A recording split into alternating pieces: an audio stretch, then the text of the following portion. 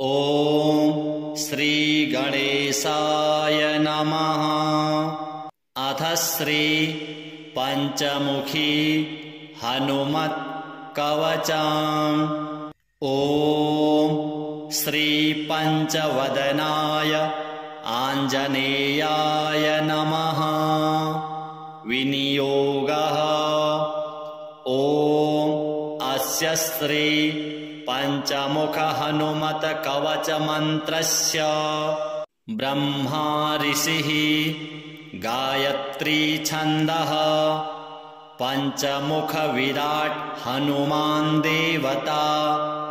ह्रीं बीजां श्रीं शक्तिः क्रौं कीलकां क्रूं कवचां क्रैं अस्त्राय फट् इति दिग्बन्धः। श्रीगरुड उवाच अथ ध्यानं प्रवक्ष्यामि शृणु सर्वाङ्गसुन्दरी। यत्कृतं देवदेवेन ध्यानं हनुमतः प्रियं। पञ्चवक्त्रं महाभीमं त्रिपञ्चनयनैर्युतं बाहुभिर्दशभिर्युक्तं सर्वकामार्थसिद्धिदं। पूर्वं तु वानरं वक्त्रं कोटिसूर्यसमप्रभं। दंष्ट्राकरालवदनं भ्रुकुटीकुटिलेक्षणम्। अस्यैव दक्षिणं वक्त्रं नारसिंहं महाद्भुतम्। अत्युग्रतेजो वपुषं भीषणं भयनाशनं। पश्चिमं गारुडं वक्त्रं वक्रतुण्डं महाबलं। सर्वनागप्रशमनं विषभूतादिकृन्तनम्। उत्तरं शौकरं वक्त्रं कृष्णं दीप्तं नभोपमं। पातालसिंहवेताल ज्वररोगादिकृन्तनम्। ऊर्ध्वं हयाननं घोरं दानवान्तकरं परं। येन वक्त्रेण विप्रेन्द्र तारकाख्यं महासुरं। जघान शरणं तत्स्यात् सर्वशत्रुहरं परं। ध्यात्वा पञ्चमुखं रुद्रं हनुमन्तं दयानिधिं। खड्गं त्रिशूलं खट्वाङ्गं पाशम् अंकुशपर्वतं। मुष्टिं कौमोदकीं वृक्षं धारयन्तं कमण्डलुं। भिन्दिपालं ज्ञानमुद्रां दशभिर्मुनिपुङ्गवम्। एतान्यायुधजालानि धारयन्तं भजाम्यहम्। प्रेतासनोपविष्टं तं सर्वाभरणभूषितं। दिव्यमाल्याम्बरधरं दिव्यगन्धानुलेपनं। सर्वाश्चर्यमयं देवं हनुमद्विश्वतोमुखं। पश्चास्यमच्युत्तमनेकविचित्रवर्णं वक्त्रं शशाङ्खशिखरं कविराजवर्यं। पीताम्बरादिमुकुटैरूपशोभिताङ्गं पिङ्गाक्षमाद्यमनिशं मनसा स्मरामि। मर्कटेशं महोत्साहं सर्वशत्रुहरं परं। शत्रुसंहर मां रक्ष श्रीमन्नापदमुद्धर। ॐ हरिमर्कटमर्कटमन्त्रमिदं परिलिख्यति लिख्यति वामतले। यदि नश्यति नश्यति शत्रुकुलं यदि मुञ्चति मुञ्चति वामलते। ॐ हरिमर्कटाय स्वाहा। ॐ नमो भगवते पञ्चवदनाय पूर्वकपिमुखाय सकलशत्रुसंहारणाय स्वाहा। ॐ नमो भगवते पञ्चवदनाय दक्षिणमुखाय करालवदनाय नरसिंहाय सकलभूतप्रमथनाय स्वाहा। ॐ नमो भगवते पञ्चवदनाय पश्चिममुखाय गरुडाननाय सकलविषहराय स्वाहा। ॐ नमो भगवते पञ्चवदनायोत्तरमुखाय आदिवराहाय सकलसम्पत्कराय स्वाहा। ॐ नमो भगवते पञ्चवदनाय ऊर्ध्वमुखाय हयग्रीवाय सकलजनवशंकराय स्वाहा।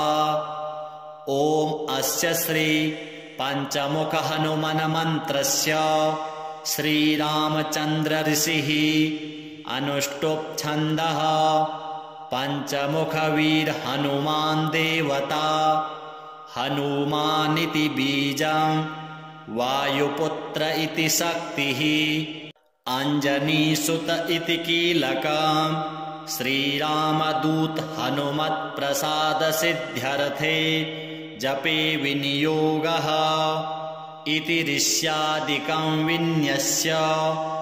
ॐ अञ्जनीसुताय अङ्गुष्ठाभ्यां नमः। ॐ रुद्रमूर्तये तर्जनीभ्यां नमः। ॐ वायुपुत्राय मध्यमाभ्यां नमः। ॐ अग्निगर्भाय अनामिकाभ्यां नमः। ॐ रामदूताय कनिष्ठिकाभ्यां नमः। ॐ पञ्चमुख हनुमते करतलकरपृष्ठाभ्यां नमः इति करन्यासः। ॐ अञ्जनीसुताय हृदयाय नमः। ॐ रुद्रमूर्तये शिरसे स्वाहा। ॐ वायुपुत्राय शिखायै वखट। ॐ अग्निगर्भाय कवचाय हुम्।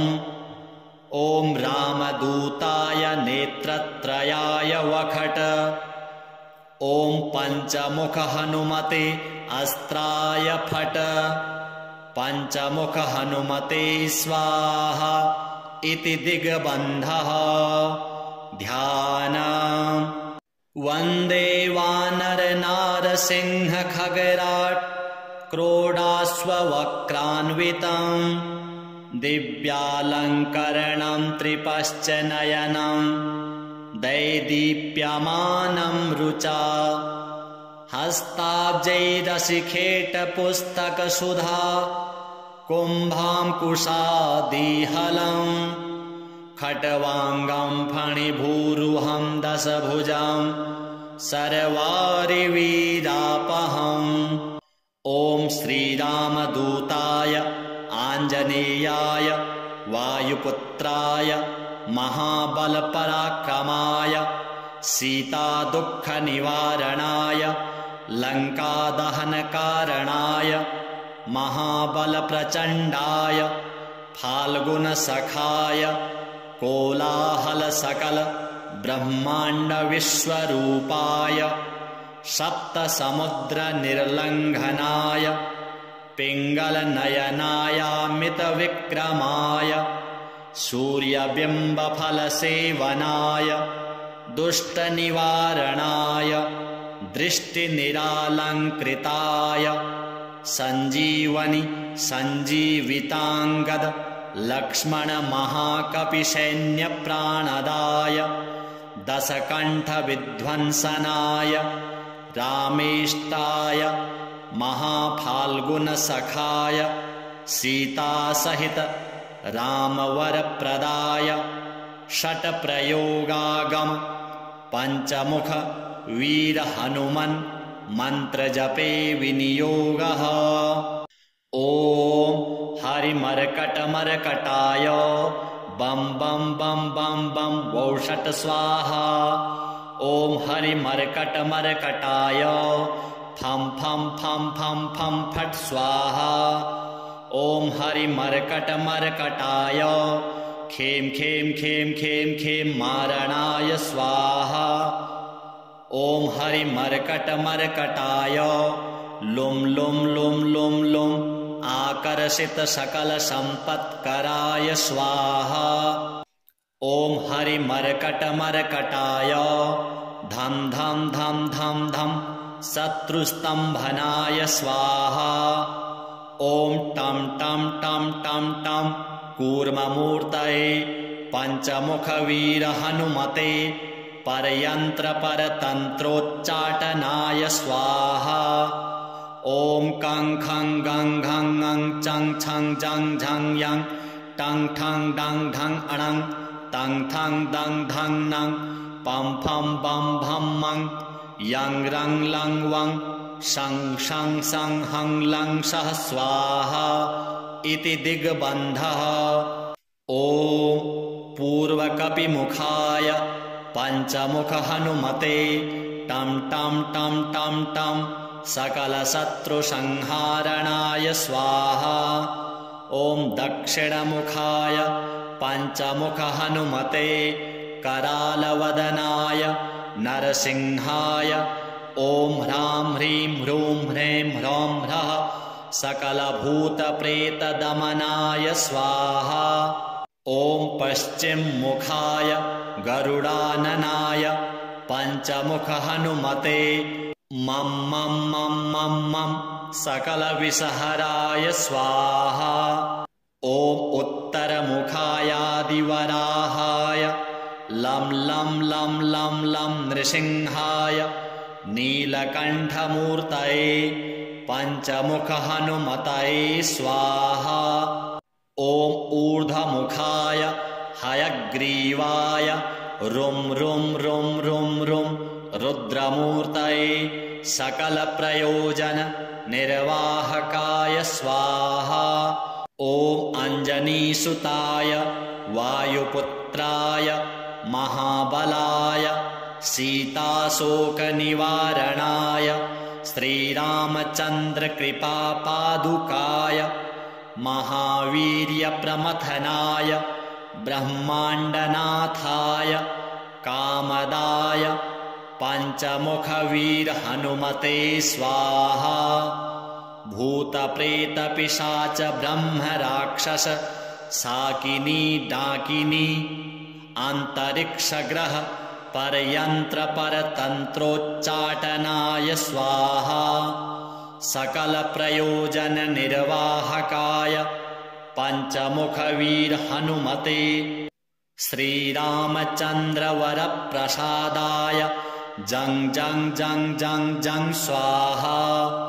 इदं कवचं पठित्वा तु महाकवचं पठेन्नरः एकवारं जपेत् स्तोत्रं सर्वशत्रुनिवारणं द्विवारं तु पठेन्नित्यं पुत्रपौत्रप्रवर्धनं त्रिवारं च पठेन्नित्यं सर्वसम्पत्करं शुभं चतुर्वारं पठेन्नित्यं सर्वरोगनिवारणं पंचवारं पठेन्नित्यं सर्वलोकवशंकरं षड्वारं च पठेन्नित्यं सर्वदेववशंकरं सप्तवारं पठेन्नित्यं सर्वसौभाग्यदायकं अष्टवारं पठेन्नित्यं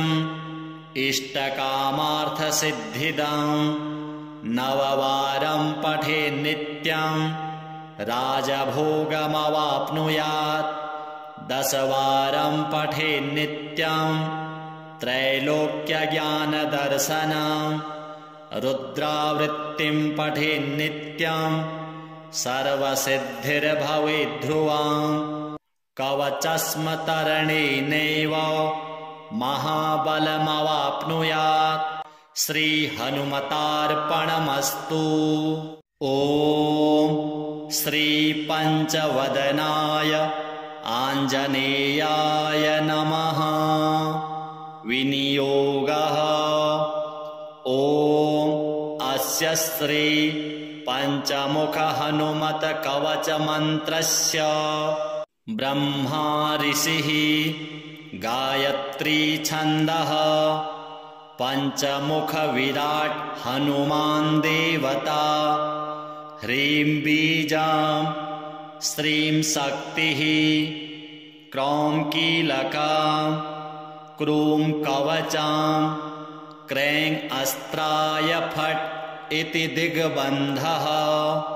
श्रीगरुड उवाच अथ ध्यानं प्रवक्ष्यामि शृणु सर्वाङ्गसुन्दरी यत्कृतं देवदेवेन ध्यानं हनुमतः प्रियं पञ्चवक्त्रं महाभीमं त्रिपञ्चनयनैर्युतं बाहुभिर्दशभिर्युक्तं सर्वकामार्थसिद्धिदं पूर्वं तु वानरं वक्त्रं कोटिसूर्यसमप्रभं दंष्ट्राकरालवदनं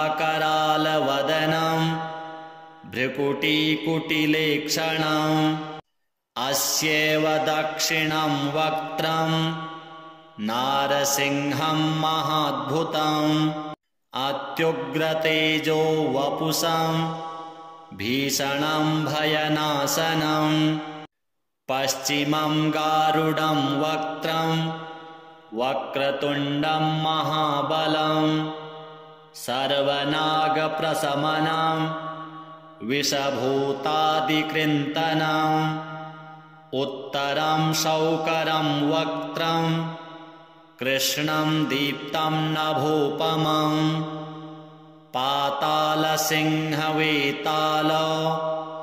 ज्वररोगादिकृन्तनम् ऊर्ध्वं हयाननं घोरं दानवान्तकरं परं येन वक्त्रेण विप्रेन्द्र तारकाख्यं महासुरं जघान शरणं तत्स्यात् सर्वशत्रुहरं परं ध्यात्वा पञ्चमुखं रुद्रं हनुमन्तं दयानिधिं खड्गं त्रिशूलं खट्वाङ्गं पाशम् अंकुशपर्वतं मुष्टिं कौमोदकीं वृक्षं धारयन्तं कमण्डलुं भिन्दिपालं ज्ञानमुद्रां दशभिर्मुनिपुङ्गवम् एतान्यायुधजालानि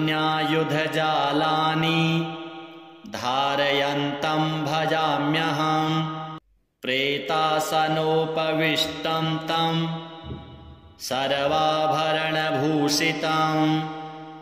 दिव्यमाल्याम्बरधरं दिव्यगन्धानुलेपनं सर्वाश्चर्यमयं देवं हनुमद्विश्वतोमुखं पश्चास्यमच्युत्तमनेकविचित्रवर्णं वक्त्रं शशाङ्खशिखरं कविराजवर्यं पीताम्बरादिमुकुटैरूपशोभिताङ्गं पिङ्गाक्षमाद्यमनिशं मनसा स्मरामि मर्कटेशं महोत्साहं सर्वशत्रुहरं परं शत्रुसंहर मां रक्ष श्रीमन्नापदमुद्धर।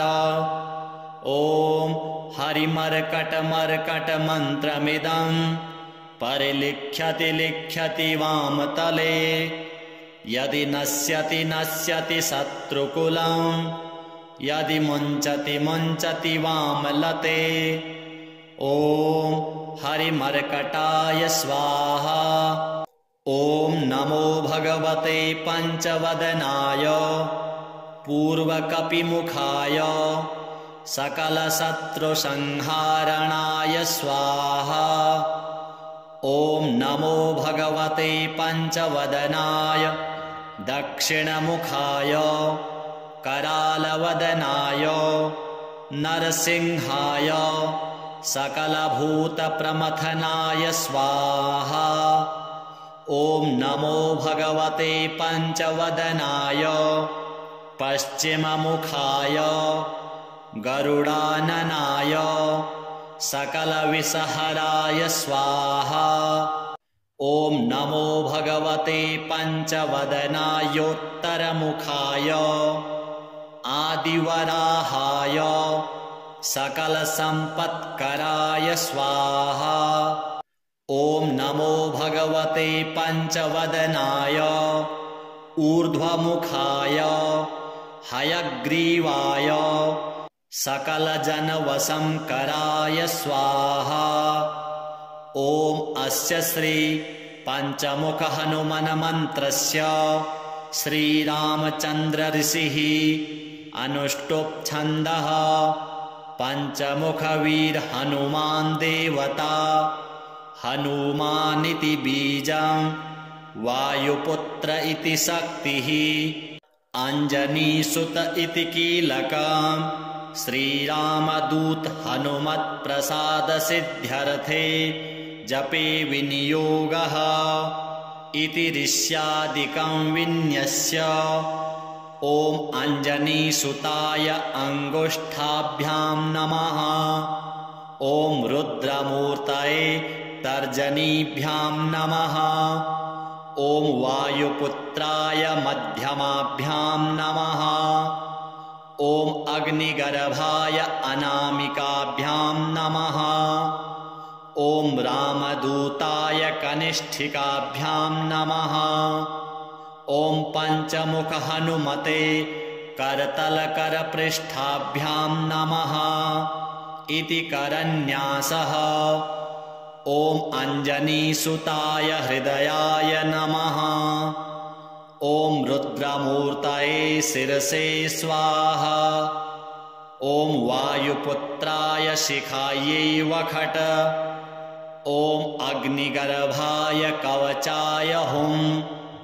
ॐ रामदूताय नेत्रत्रयाय वखट। ॐ पञ्चमुख हनुमते अस्त्राय फट। पञ्चमुख हनुमते स्वाहा इति दिग्बन्धः। ध्यानम्। वन्दे वानरनारसिंह खगराट् क्रोडाश्ववक्रान्वितम् दिव्यालङ्करणं त्रिपश्च नयनं दैदीप्यमानं रुचा हस्ताब्जैरशिखेटपुस्तकसुधा कुम्भाङ्कुशादिहलम् खट्वाङ्गं फणिभूरुहं दशभुजं सर्वारिवीरापहम्। ॐ श्रीरामदूताय आञ्जनेयाय वायुपुत्राय महाबलपराक्रमाय सीतादुःखनिवारणाय लङ्कादहनकारणाय महाबलप्रचण्डाय फाल्गुनसखाय कोलाहलसकल ब्रह्माण्डविश्वरूपाय सप्तसमुद्रनिर्लङ्घनाय पिङ्गलनयनायामितविक्रमाय सूर्यबिम्बफलसेवनाय दुष्टनिवारणाय दृष्टिनिरालङ्कृताय सञ्जीवनि सञ्जीविताङ्गद लक्ष्मणमहाकपिसैन्यप्राणदाय दशकण्ठविध्वंसनाय रामेष्टाय महाफाल्गुनसखाय सीतासहित रामवरप्रदाय षट्प्रयोगागम पञ्चमुख वीर हनुमन् मन्त्रजपे विनियोगः। ॐ हरिमर्कटमर्कटाय बं बं बं बं बं वौषट् स्वाहा। ॐ हरिमर्कटमर्कटाय फं फं फं फं फं फट् स्वाहा। ॐ हरिमर्कटमर्कटाय खें खें खें खें खें मारणाय स्वाहा। ॐ हरिमर्कटमर्कटाय लुं लुं लुं लुं लुं आकर्षित सकल संपत्कराय स्वाहा। ॐ हरिमर्कटमर्कटाय धं धं धं धं धं शत्रुस्तंभनाय स्वाहा। ॐ टं टं टं टं टं कूर्ममूर्तये पंचमुखवीर हनुमते परयन्त्रपरतन्त्रोच्चाटनाय स्वाहा। ॐ कं खं गं घं ङं चं छं जं झं यं टं ठं डं ढं अणं तं थं दं धं नं पं फं बं भं मं यं रं लं वं शं शं सं हं लं सः स्वाहा इति दिग्बन्धः। ॐ पूर्वकपिमुखाय पंचमुख हनुमते टं टं टं टं टं सकलशत्रुसंहारणाय स्वाहा। ॐ दक्षिणमुखाय पंचमुख हनुमते करालवदनाय नरसिंहाय ॐ ह्रां ह्रीं ह्रूं ह्रैं ह्रौं ह्रः सकलभूतप्रेतदमनाय स्वाहा। ॐ पश्चिममुखाय गरुडाननाय पंचमुख हनुमते मं मं मं मं मं सकलविषहराय स्वाहा। ॐ उत्तरमुखायादिवराहाय लं लं लं लं लं नृसिंहाय नीलकण्ठमूर्तये पंचमुख हनुमतये स्वाहा। ॐ ऊर्ध्वमुखाय हयग्रीवाय रुं रुं रुं रुं रुं रुद्रमूर्तये सकलप्रयोजन निर्वाहकाय स्वाहा। ॐ अञ्जनीसुताय वायुपुत्राय महाबलाय सीताशोकनिवारणाय श्रीरामचन्द्रकृपापादुकाय महावीर्यप्रमथनाय ब्रह्माण्डनाथाय कामदाय पंचमुखवीर हनुमते स्वाहा। भूतप्रेतपिशाच ब्रह्मराक्षस साकिनी डाकिनी अंतरिक्षग्रह परयन्त्रपरतन्त्रोच्चाटनाय स्वाहा। सकलप्रयोजन निर्वाहकाय पंचमुखवीर हनुमते श्रीरामचन्द्रवरप्रसादाय जं जं जं जं जं स्वाहा।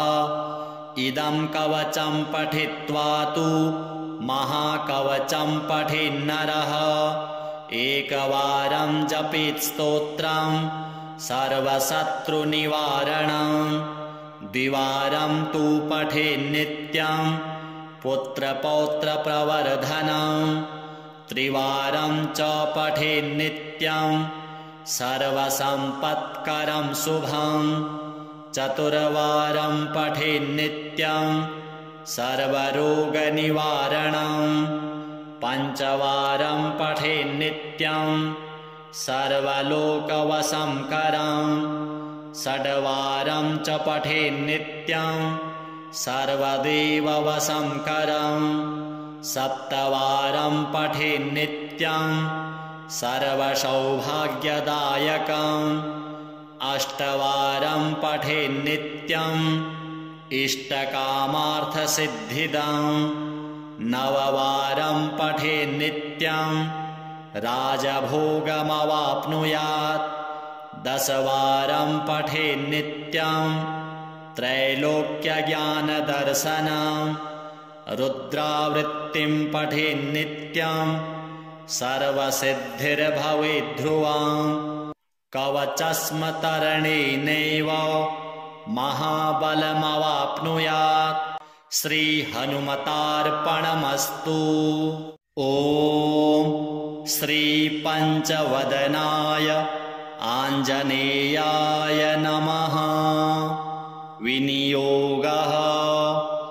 ॐ अस्य श्री पञ्चमुख हनुमत कवच मन्त्रस्य ब्रह्मा ऋषिः गायत्री छन्दः पञ्चमुख विराट् हनुमान् देवता ह्रीं बीजां श्रीं शक्तिः क्रौं कीलकां क्रूं कवचां क्रैं अस्त्राय फट् इति दिग्बन्धः। श्रीगरुड उवाच अथ ध्यानं प्रवक्ष्यामि शृणु सर्वाङ्गसुन्दरी यत्कृतं देवदेवेन ध्यानं हनुमतः प्रियं पञ्चवक्त्रं महाभीमं त्रिपञ्चनयनैर्युतं बाहुभिर्दशभिर्युक्तं सर्वकामार्थसिद्धिदं पूर्वं तु वानरं वक्त्रं कोटिसूर्यसमप्रभं दंष्ट्राकरालवदनं भ्रुकुटीकुटिलेक्षणम् अस्येव दक्षिणं वक्त्रं नारसिंहं महाद्भुतम् अत्युग्रतेजो वपुषं भीषणं भयनाशनं पश्चिमं गारुडं वक्त्रं वक्रतुण्डं महाबलं सर्वनागप्रशमनं विषभूतादिकृन्तनं उत्तरं शौकरं वक्त्रं कृष्णं दीप्तं नभोपमं पातालसिंहवेताल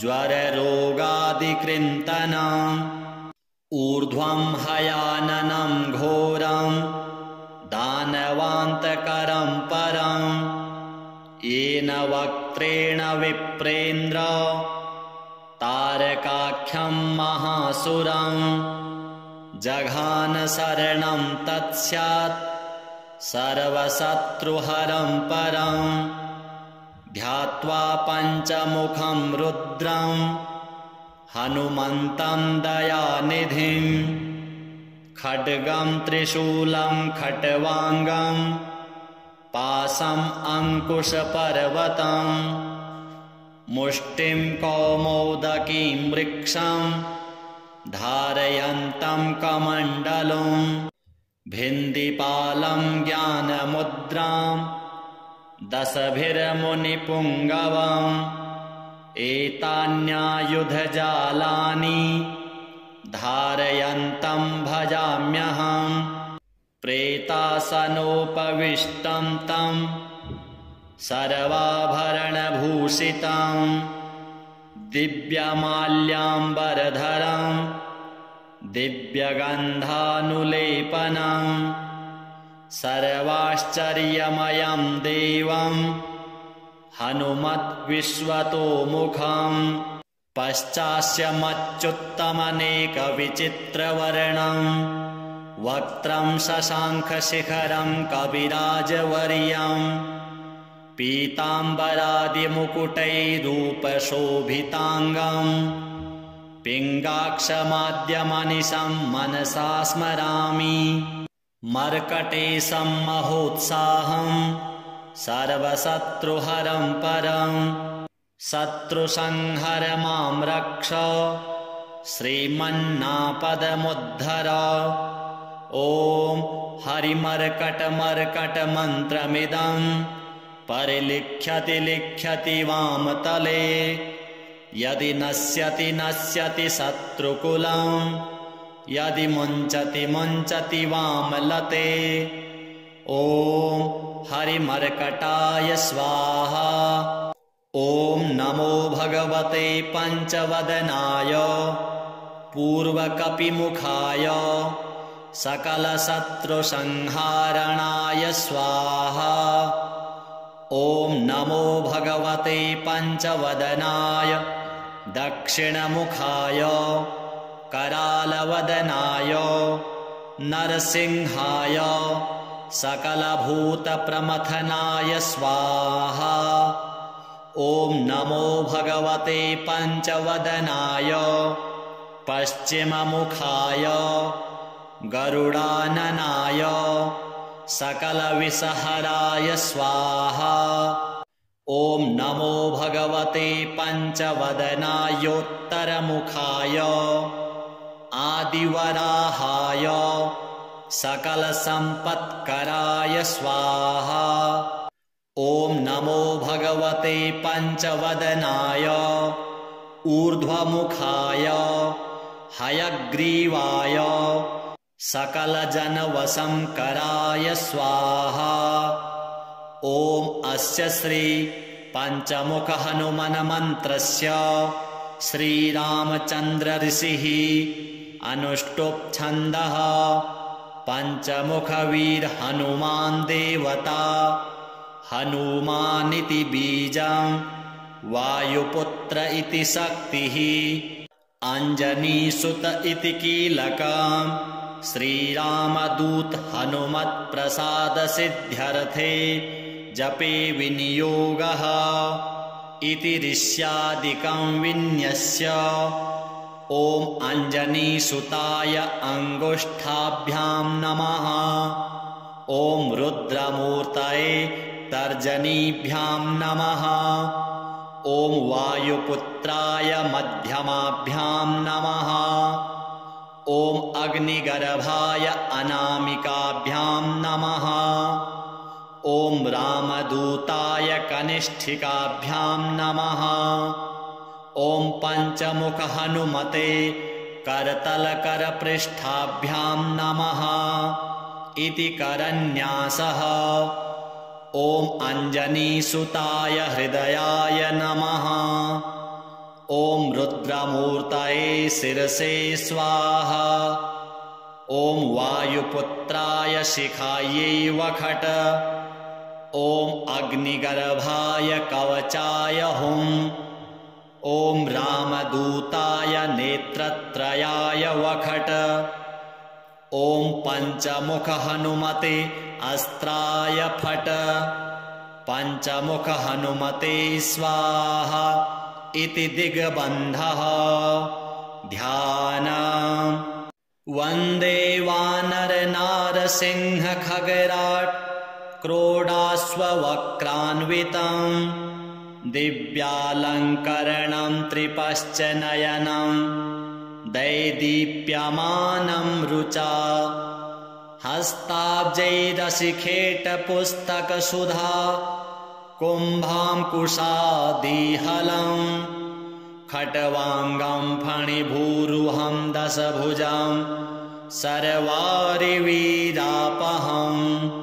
ॐ श्रीरामदूताय आञ्जनेयाय वायुपुत्राय महाबलपराक्रमाय सीतादुःखनिवारणाय लङ्कादहनकारणाय महाबलप्रचण्डाय फाल्गुनसखाय कोलाहलसकल ब्रह्माण्डविश्वरूपाय सप्तसमुद्रनिर्लङ्घनाय पिङ्गलनयनायामितविक्रमाय सूर्यबिम्बफलसेवनाय दुष्टनिवारणाय दृष्टिनिरालङ्कृताय सञ्जीवनि सञ्जीविताङ्गद लक्ष्मणमहाकपिसैन्यप्राणदाय दशकण्ठविध्वंसनाय रामेष्टाय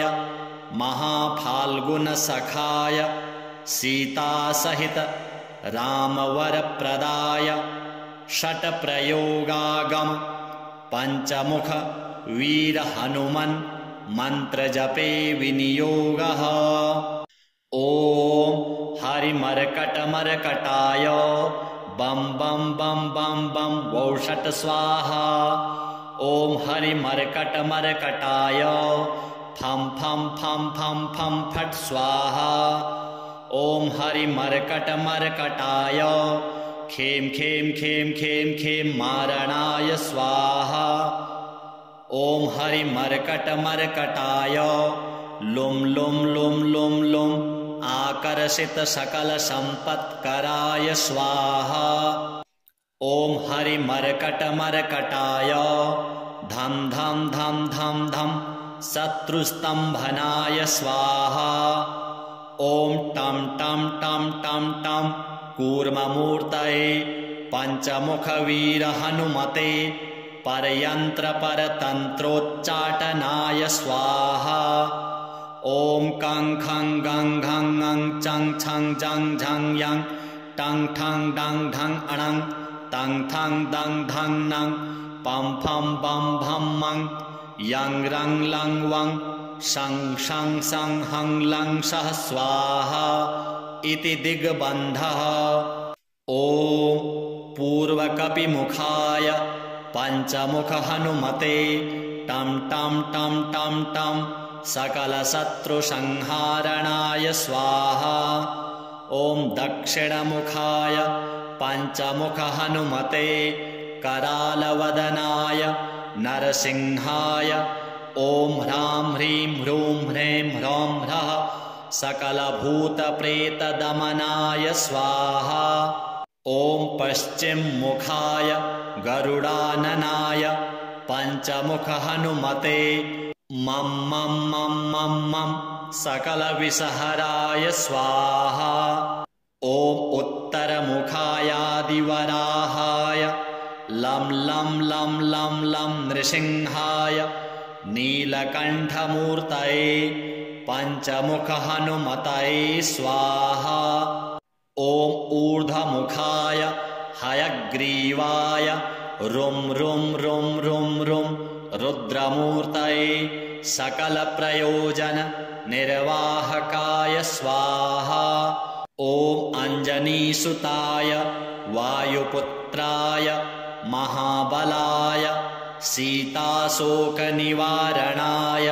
श्रीरामचन्द्रकृपापादुकाय महावीर्यप्रमथनाय ब्रह्माण्डनाथाय कामदाय पञ्चमुखवीरहनुमते स्वाहा। भूतप्रेतपिशाच ब्रह्मराक्षस साकिनी डाकिनी अन्तरिक्षग्रह परयन्त्रपरतन्त्रोच्चाटनाय स्वाहा। सकलप्रयोजननिर्वाहकाय पञ्चमुखवीरहनुमते श्रीरामचन्द्रवरप्रसादाय जं जं जं जं जं स्वाहा।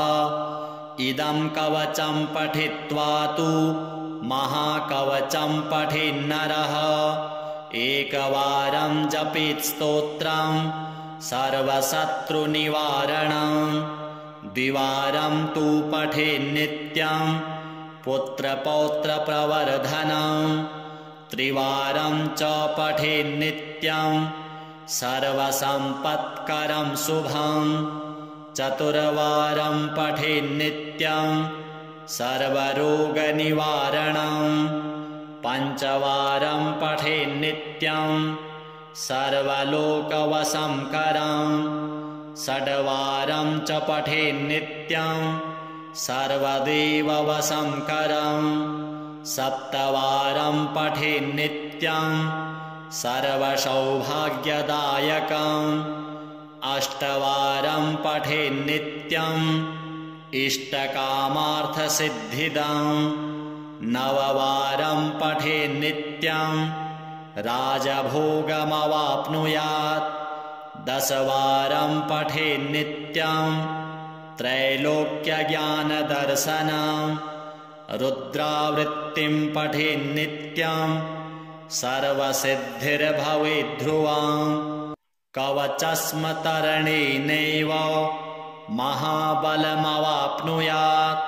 श्रीहनुमतार्पणमस्तु। ॐ श्रीपञ्चवदनाय आञ्जनेयाय नमः। विनियोगः ॐ अस्य अस्य श्री पञ्चमुख हनुमत कवच मन्त्रस्य ब्रह्मा ऋषिः गायत्री छन्दः पञ्चमुख विराट् हनुमान् देवता ह्रीं बीजां श्रीं शक्तिः क्रौं कीलकां क्रूं कवचां क्रैं अस्त्राय फट् इति दिग्बन्धः।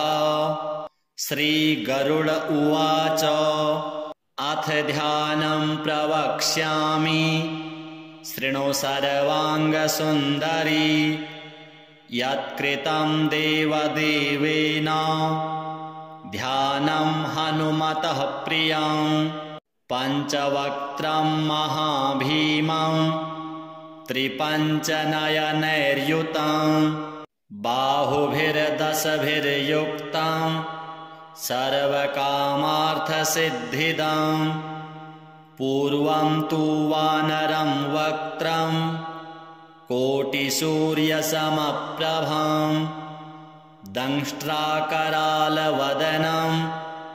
भ्रुकुटीकुटिलेक्षणम् अस्येव दक्षिणं वक्त्रं नारसिंहं महाद्भुतम् अत्युग्रतेजो वपुषं भीषणं भयनाशनं पश्चिमं गारुडं वक्त्रं वक्रतुण्डं महाबलं सर्वनागप्रशमनं विषभूतादिकृन्तनं उत्तरं शौकरं वक्त्रं कृष्णं दीप्तं नभोपमं पातालसिंहवेताल ज्वररोगादिकृन्तनम् ऊर्ध्वं हयाननं घोरं दानवान्तकरं परं येन वक्त्रेण विप्रेन्द्र तारकाख्यं महासुरं जघान शरणं तत्स्यात् सर्वशत्रुहरं परं ध्यात्वा पञ्चमुखं रुद्रं हनुमन्तं दयानिधिं खड्गं त्रिशूलं खट्वाङ्गं पाशम् अङ्कुशपर्वतं मुष्टिं कौमोदकीं वृक्षं धारयन्तं कमण्डलुं भिन्दिपालं ज्ञानमुद्रां दशभिर्मुनिपुङ्गवम् एतान्यायुधजालानि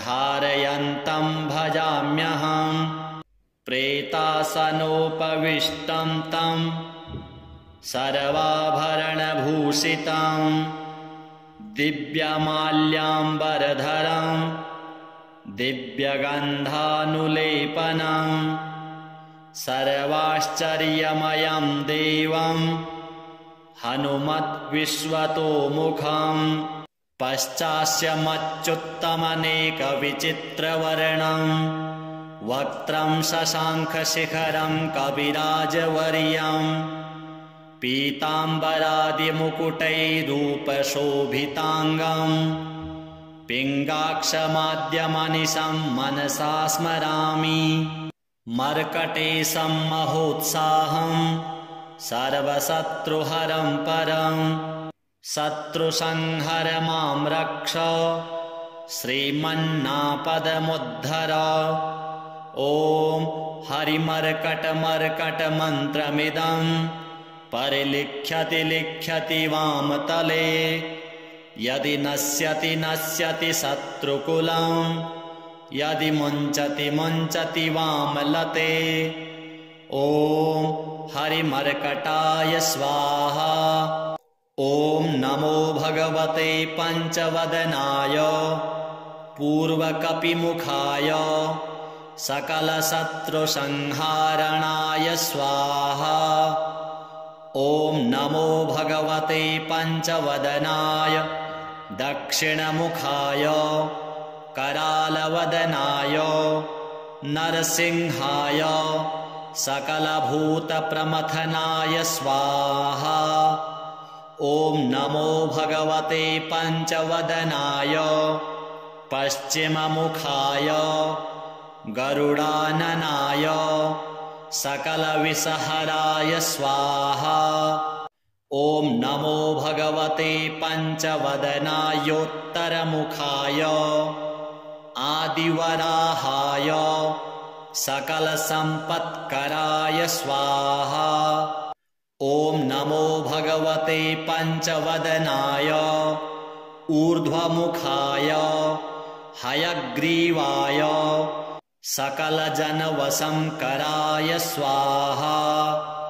ॐ अस्य श्री पञ्चमुख हनुमन्मन्त्रस्य श्रीरामचन्द्र ऋषिः अनुष्टुप् छन्दः पञ्चमुखवीर हनुमान् देवता हनुमानिति बीजं वायुपुत्र इति शक्तिः अञ्जनीसुत इति कीलकम् श्रीरामदूत हनुमत्प्रसादसिद्ध्यर्थे जपे विनियोगः इति ऋष्यादिकं विन्यस्य। ॐ अञ्जनीसुताय अङ्गुष्ठाभ्यां नमः। ॐ रुद्रमूर्तये तर्जनीभ्यां नमः। ॐ वायुपुत्राय मध्यमाभ्यां नमः। ॐ अग्निगर्भाय अनामिकाभ्यां नमः। ॐ रामदूताय कनिष्ठिकाभ्यां नमः। ॐ पञ्चमुख हनुमते करतलकरपृष्ठाभ्यां नमः इति करन्यासः।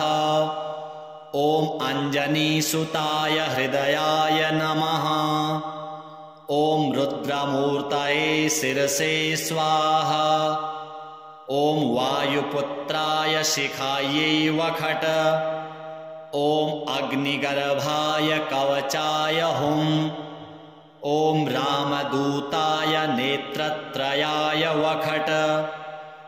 ॐ पञ्चमुख हनुमते अस्त्राय फट। पञ्चमुख हनुमते स्वाहा इति दिग्बन्धः। ध्यानम्। वन्दे वानरनारसिंह खगराट् क्रोडाश्ववक्रान्वितम् दिव्यालङ्करणं त्रिपश्च नयनं दैदीप्यमानं रुचा हस्ताब्जैरशिखेटपुस्तकसुधा कुम्भाङ्कुशादिहलं खट्वाङ्गं फणिभूरुहं दशभुजं सर्वारिवीरापहम्। ॐ श्रीरामदूताय आञ्जनेयाय वायुपुत्राय महाबलपराक्रमाय सीतादुःखनिवारणाय लङ्कादहनकारणाय महाबलप्रचण्डाय फाल्गुनसखाय कोलाहलसकल ब्रह्माण्डविश्वरूपाय सप्तसमुद्रनिर्लङ्घनाय पिङ्गलनयनायामितविक्रमाय सूर्यबिम्बफलसेवनाय दुष्टनिवारणाय दृष्टिनिरालङ्कृताय सञ्जीवनि सञ्जीविताङ्गद लक्ष्मणमहाकपिसैन्यप्राणदाय दशकण्ठविध्वंसनाय रामेष्टाय महाफाल्गुनसखाय सीतासहित रामवरप्रदाय षट्प्रयोगागम पञ्चमुख वीर हनुमन् मन्त्रजपे विनियोगः। ॐ हरिमर्कटमर्कटाय बं बं बं बं बं वौषट स्वाहा। ॐ हरिमर्कटमर्कटाय फं फं फं फं फं फट् स्वाहा। ॐ हरिमर्कटमर्कटाय खें खें खें खें खें मारणाय स्वाहा। ॐ हरिमर्कटमर्कटाय लुं लुं लुं लुं लुं आकर्षित सकल संपत्कराय स्वाहा। ॐ हरिमर्कटमर्कटाय धं धं धं धं धं शत्रुस्तंभनाय स्वाहा। ॐ टं टं टं टं टं कूर्ममूर्तये पंचमुखवीर हनुमते परयन्त्रपरतन्त्रोच्चाटनाय स्वाहा। ॐ कं खं गं घं ङं चं छं जं झं यं टं ठं डं ढं अणं तं थं दं धं नं पं फं बं भं मं यं रं लं वं शं शं सं हं लं सः स्वाहा इति दिग्बन्धः। ॐ पूर्वकपिमुखाय पंचमुख हनुमते टं टं टं टं टं सकलशत्रुसंहारणाय स्वाहा। ॐ दक्षिणमुखाय पंचमुख हनुमते करालवदनाय नरसिंहाय ॐ ह्रां ह्रीं ह्रूं ह्रें ह्रौं ह्रः सकलभूतप्रेतदमनाय स्वाहा।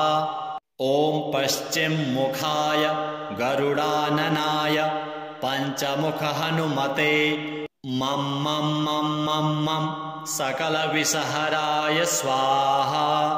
ॐ उत्तरमुखायादिवराहाय लं लं लं लं लं नृसिंहाय नीलकण्ठमूर्तये पंचमुख हनुमतये स्वाहा। ॐ ऊर्ध्वमुखाय हयग्रीवाय रुं रुं रुं रुं रुं रुद्रमूर्तये सकलप्रयोजन निर्वाहकाय स्वाहा। ॐ अञ्जनीसुताय वायुपुत्राय महाबलाय सीताशोकनिवारणाय श्रीरामचन्द्रकृपापादुकाय महावीर्यप्रमथनाय ब्रह्माण्डनाथाय कामदाय पंचमुखवीर हनुमते स्वाहा। भूतप्रेतपिशाच ब्रह्मराक्षस साकिनी डाकिनी अंतरिक्षग्रह परयन्त्रपरतन्त्रोच्चाटनाय स्वाहा। सकलप्रयोजन निर्वाहकाय पंचमुखवीर हनुमते श्रीरामचन्द्रवरप्रसादाय जं जं जं जं जं स्वाहा। इदं कवचं पठित्वा तु महाकवचं पठेन्नरः एकवारं जपेत् स्तोत्रं सर्वशत्रुनिवारणं द्विवारं तु पठेन्नित्यं पुत्रपौत्रप्रवर्धनं त्रिवारं च पठेन्नित्यं सर्वसम्पत्करं शुभं चतुर्वारं पठेन्नित्यं सर्वरोगनिवारणं पंचवारं पठेन्नित्यं सर्वलोकवशंकरं षड्वारं च पठेन्नित्यं सर्वदेववशंकरं सप्तवारं पठेन्नित्यं सर्वसौभाग्यदायकं अष्टवारं पठेन्नित्यं इष्टकामार्थसिद्धिदं नववारं पठेन्नित्यं राजभोगमवाप्नुयात् दशवारं पठेन्नित्यं त्रैलोक्यज्ञानदर्शनं रुद्रावृत्तिं पठेन्नित्यं सर्वसिद्धिर्भवेद्ध्रुवं कवचस्मतरणेनैव महाबलमवाप्नुयात् श्रीहनुमतार्पणमस्तु। ॐ श्रीपञ्चवदनाय आञ्जनेयाय नमः। विनियोगः ॐ अस्य श्री पंचमुख हनुमत कवच मंत्रस्य ब्रह्मा ऋषिः गायत्री छन्दः पंचमुख विराट हनुमान देवता। ह्रीं बीजां श्रीं शक्तिः क्रौं कीलकां क्रूं कवचां क्रैं अस्त्राय फट् इति दिग्बन्धः। श्रीगरुड उवाच अथ ध्यानं प्रवक्ष्यामि शृणु सर्वाङ्गसुन्दरी यत्कृतं देवदेवेन ध्यानं हनुमतः प्रियं। पञ्चवक्त्रं महाभीमं त्रिपञ्चनयनैर्युतं बाहुभिर्दशभिर्युक्तं सर्वकामार्थसिद्धिदं। पूर्वं तु वानरं वक्त्रं कोटिसूर्यसमप्रभं दंष्ट्राकरालवदनं भ्रुकुटीकुटिलेक्षणम्। अस्यैव दक्षिणं वक्त्रं नारसिंहं महाद्भुतम् अत्युग्रतेजो वपुषं भीषणं भयनाशनं। पश्चिमं गारुडं वक्त्रं वक्रतुण्डं महाबलं सर्वनागप्रशमनं विषभूतादिकृन्तनं। उत्तरं शौकरं वक्त्रं कृष्णं दीप्तं नभोपमं पातालसिंहवेताल ज्वररोगादिकृन्तनं। ऊर्ध्वं हयाननं घोरं दानवान्तकरं परं येन वक्त्रेण विप्रेन्द्र तारकाख्यं महासुरं। जघान शरणं तत्स्यात् सर्वशत्रुहरं परं ध्यात्वा पञ्चमुखं रुद्रं हनुमन्तं दयानिधिं। खड्गं त्रिशूलं खट्वाङ्गं पाशम् अङ्कुशपर्वतं मुष्टिं कौमोदकीं वृक्षं धारयन्तं कमण्डलुं। भिन्दिपालं ज्ञानमुद्रां दशभिर्मुनिपुङ्गवम् एतान्यायुधजालानि धारयन्तं भजाम्यहम्।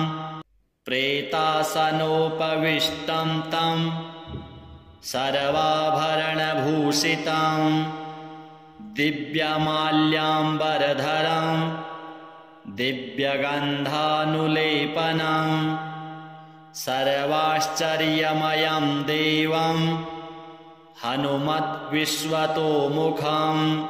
पश्चास्यमच्युत्तमनेकविचित्रवर्णं वक्त्रं शशाङ्खशिखरं कविराजवर्यं पीताम्बरादिमुकुटैरूपशोभिताङ्गं पिङ्गाक्षमाद्यमनिशं मनसा स्मरामि। मर्कटेशं महोत्साहं सर्वशत्रुहरं परं शत्रुसंहर मां रक्ष श्रीमन्नापदमुद्धर। ॐ हरिमर्कटमर्कटमन्त्रमिदं परिलिख्यति लिख्यति वामतले यदि नश्यति नश्यति शत्रुकुलं यदि मुञ्चति मुञ्चति वामलते। ॐ हरिमर्कटाय स्वाहा। ॐ नमो भगवते पञ्चवदनाय पूर्वकपिमुखाय सकलशत्रुसंहारणाय स्वाहा।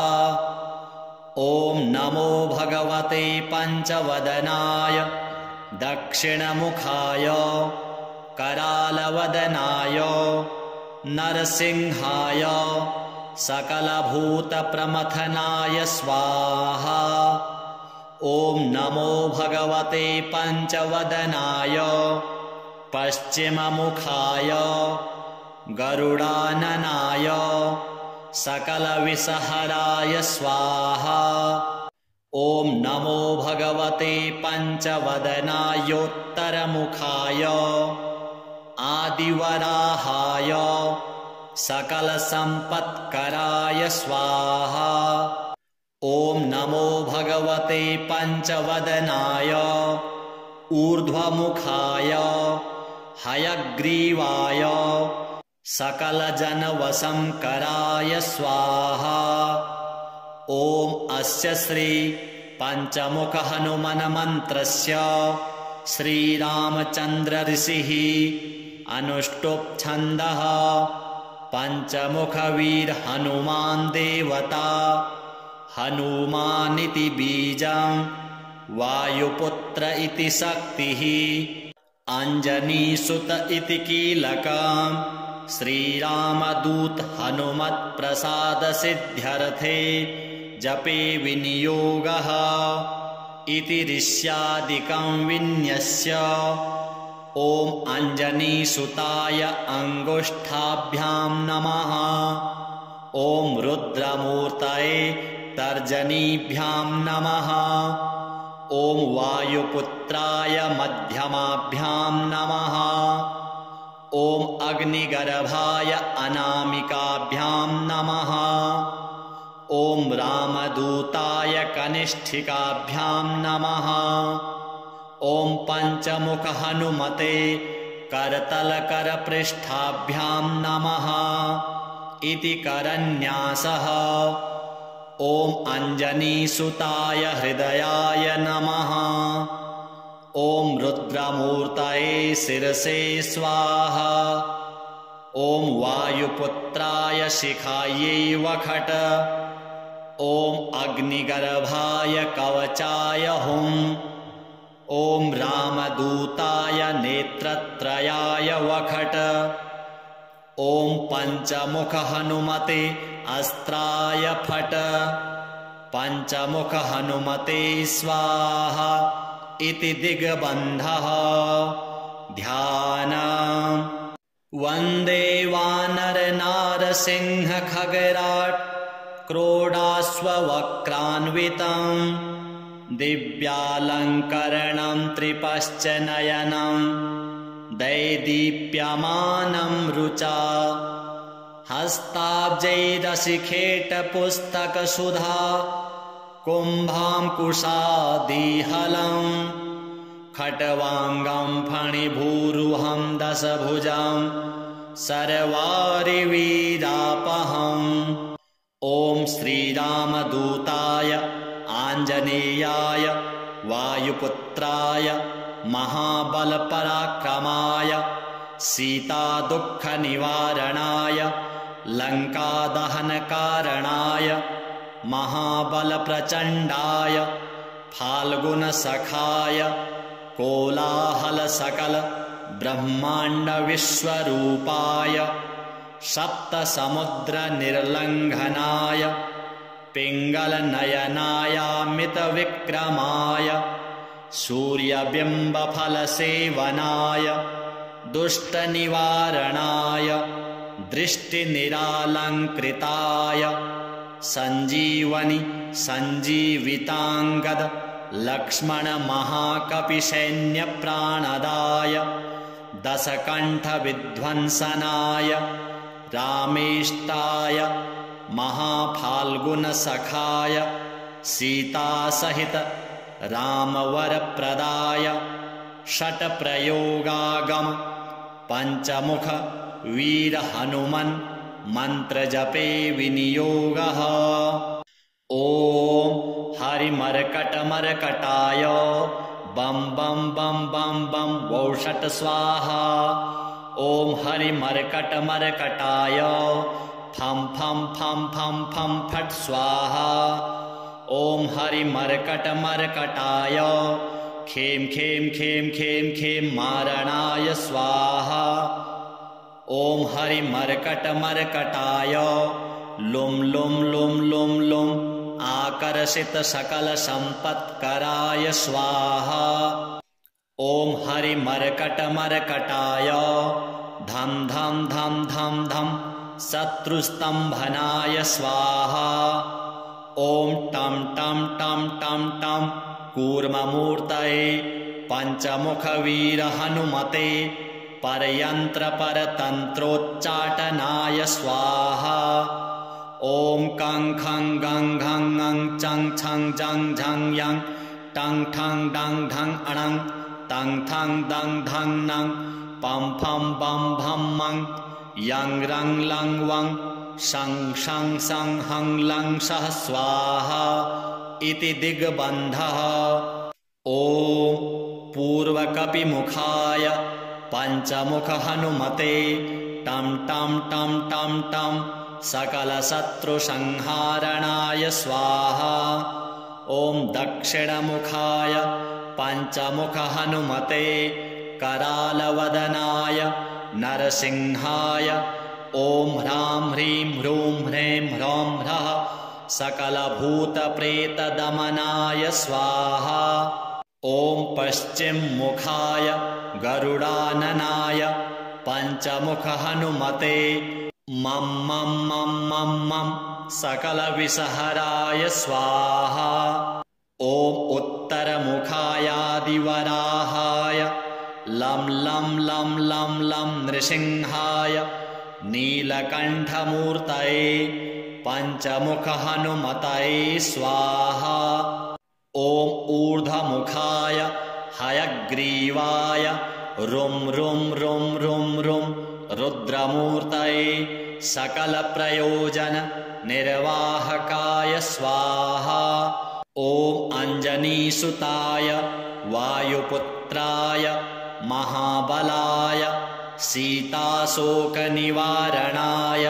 श्रीरामचन्द्रकृपापादुकाय महावीर्यप्रमथनाय ब्रह्माण्डनाथाय कामदाय पञ्चमुखवीरहनुमते स्वाहा। भूतप्रेतपिशाच ब्रह्मराक्षस साकिनी डाकिनी अन्तरिक्षग्रह परयन्त्रपरतन्त्रोच्चाटनाय स्वाहा। सकलप्रयोजननिर्वाहकाय पञ्चमुखवीरहनुमते श्रीरामचन्द्रवरप्रसादाय जं जं जं जं जं स्वाहा।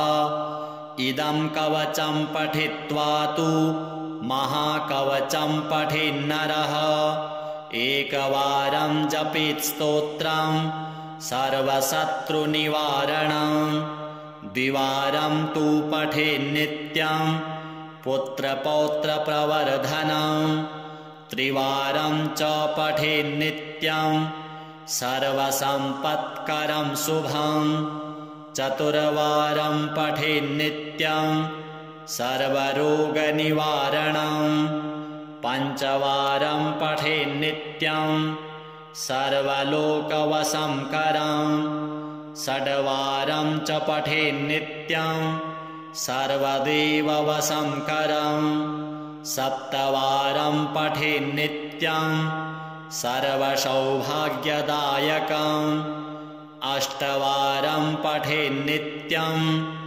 इष्टकामार्थसिद्धिदं नववारं पठेन्नित्यं राजभोगमवाप्नुयात् दशवारं पठेन्नित्यं त्रैलोक्यज्ञानदर्शनं रुद्रावृत्तिं पठेन्नित्यं सर्वसिद्धिर्भवेद्ध्रुवं कवचस्मतरणेनैव महाबलमवाप्नुयात्। श्रीहनुमतार्पणमस्तु।